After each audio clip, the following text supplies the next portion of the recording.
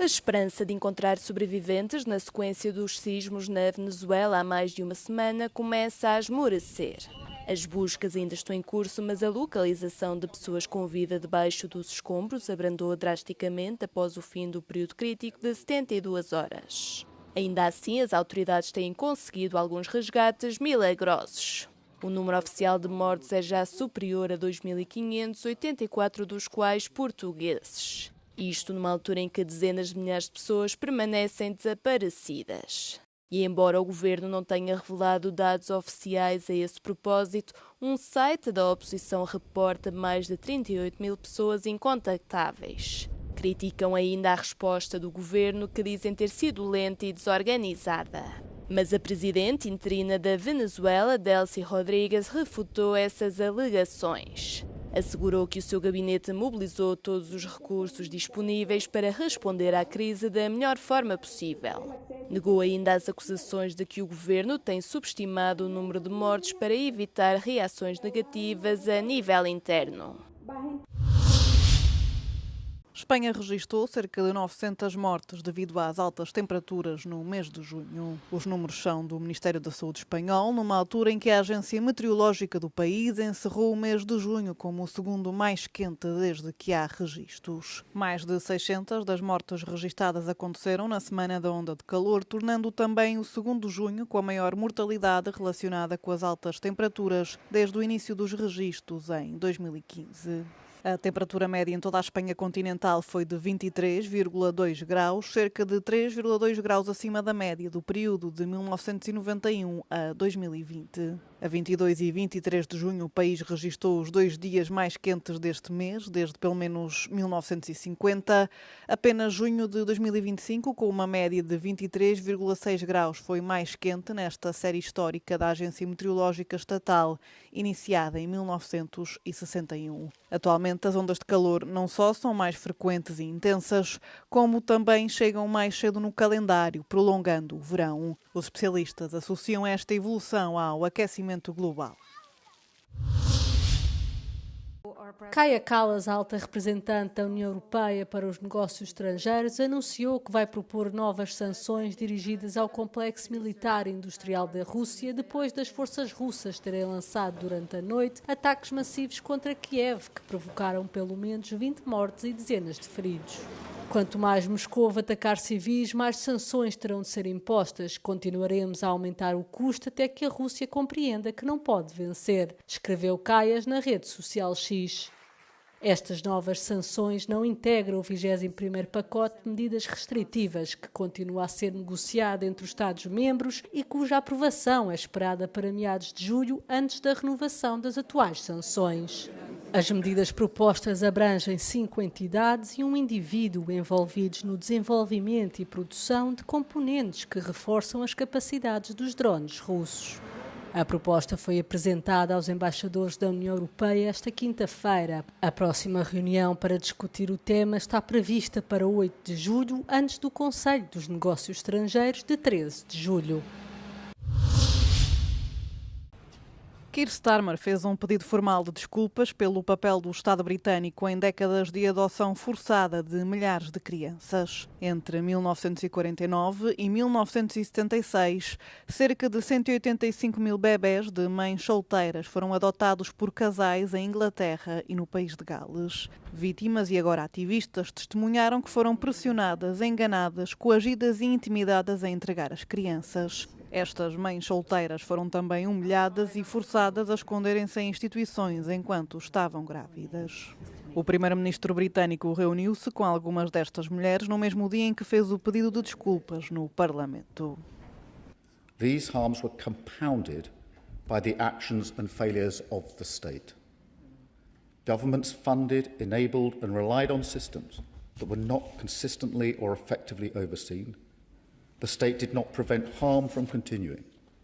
The state bears responsibility for the systems it funded and legitimised, which enabled these practices to occur. The state did not do enough to protect mothers, children and families from harm. And for this systemic failure, I am truly sorry. Estas ativistas lutaram durante anos para receber um pedido de desculpas, o que muitos descrevem como um passo necessário para se libertarem da vergonha que sentiram por terem abdicado dos próprios filhos. Além do pedido de desculpas, Starmer anunciou também apoios às mães e crianças afetadas, incluindo o melhor acesso aos registros de adoção e apoios à saúde mental. O Tribunal de Justiça da União Europeia confirmou a multa recorde de 4,1 mil milhões de euros aplicada à Google por alegadas práticas anticoncorrenciais relacionadas com o sistema operativo Android.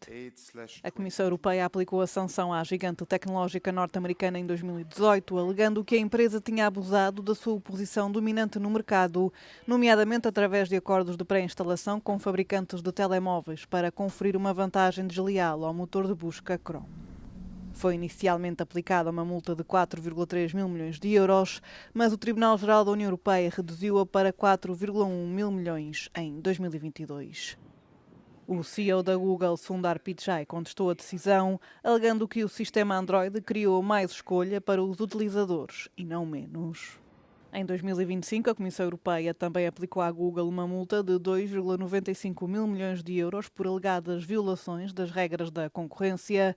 A Comissão afirmou que a empresa tinha distorcido a concorrência no setor da tecnologia publicitária, favorecendo os seus próprios serviços de tecnologia de publicidade online, em detrimento de prestadores concorrentes, anunciantes e editores.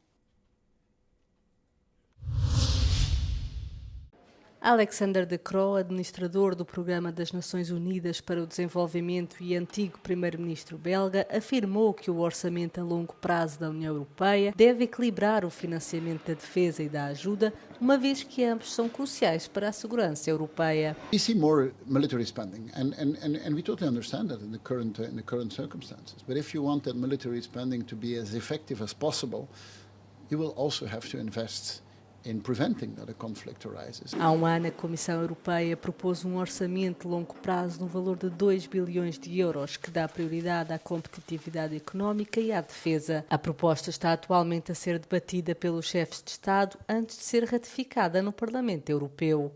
O ex-primeiro-ministro belga não acredita que, ao colocar a defesa no topo das prioridades, a ajuda humanitária seja prejudicada. Development is part of your security agenda. And development is also part of your economic agenda. And these are two sides of the same coin. O antigo primeiro-ministro belga salientou que uma reconstrução mais rápida após uma guerra contribui para a consolidação da paz e cria oportunidades económicas. Os novos dados relativos ao emprego divulgados na quinta-feira revelam uma trajetória divergente para as economias avançadas mais proeminentes do mundo, já que a forte desaceleração na contratação nos Estados Unidos contrasta com a resiliência histórica dos mercados laborais europeus. Segundo o Gabinete de Estatísticas do Trabalho dos Estados Unidos, o número de empregos não agrícolas aumentou apenas 57 mil em junho. Um valor que ficou muito aquém das expectativas do mercado, que previa a criação de 113 mil postos de trabalho, representando uma queda acentuada face aos 172 mil empregos criados no mês anterior. Apesar do abrandamento na criação global de emprego, a taxa de desemprego nos Estados Unidos registrou uma descida inesperada para 4,2%. Uma ligeira melhoria face aos 4,3% registados em maio. Por sua vez, o panorama do emprego na Europa continua a demonstrar uma notável estabilidade. Dados publicados pelo Eurostat mostram que a taxa de desemprego na zona euro permaneceu nos 6,2% em maio, mantendo-se firme num mínimo histórico. Um valor que está em perfeita sintonia com as projeções e sublinha a persistente coesão do mercado laboral europeu. O Festival de Luz de Joanai volta a encher o centro histórico de Pécs de Luz e Arte por ocasião da celebração do seu 10º aniversário. Após o pôr do sol, os visitantes ficarão maravilhados com as projeções nos edifícios e as obras de luz criadas para cada local por artistas nacionais e estrangeiros. Um dos eventos mais populares é o espetáculo de luz que todas as noites dá vida à fachada da catedral. Neste ano de aniversário, o festival presta homenagem ao artista mundialmente famoso de Pécs, Victor Vasarely, com expositores a refletirem a sua obra num convite ao mundo da ilusão óptica e à experiência sensorial do movimento. A compor o cenário estão também malabaristas de fogo, acrobatas, artistas de circo e músicos em atuações pela cidade. Há oficinas criativas de luz, workshops comunitários e programas interativos para as famílias. O festival acontece de 2 a 5 de julho e promete surpreender quem o visita. A superestrela da música pop Taylor Swift e a estrela da NFL Travis Kelce casam esta sexta-feira no icónico Madison Square Garden, em Nova York. A cerimónia coloca fim a meses de intensa especulação mediática. A tão esperada cerimónia privada está marcada para começar às 17 horas, hora local, com os registros municipais a indicarem que a cidade aprovou uma licença para eventos especiais, até 1000 pessoas. Embora a famosa Arena de Manhattan não possua a estética tradicional de um casamento, os organizadores tomaram medidas extensivas para transformar o local, aproveitando a ausência de janelas, as entradas vigiadas e as garagens subterrâneas seguras para garantir privacidade total. A segurança continua a ser uma preocupação primordial para o Departamento de Polícia de Nova Iorque, uma vez que uma equipa dedicada ficará destacada no local para gerir a multidão numerosa e de alto perfil. Antes dos votos privados, o casal doou em conjunto 26 milhões de dólares a 20 instituições de caridade em todo o país, visando cidades onde mantêm laços pessoais e profissionais profundos. A celebração coincide com o fim de semana de grande afluência na cidade, que conta já com as comemorações do Dia da Independência e o Campeonato do Mundo de Futebol, tudo numa plena onda de calor.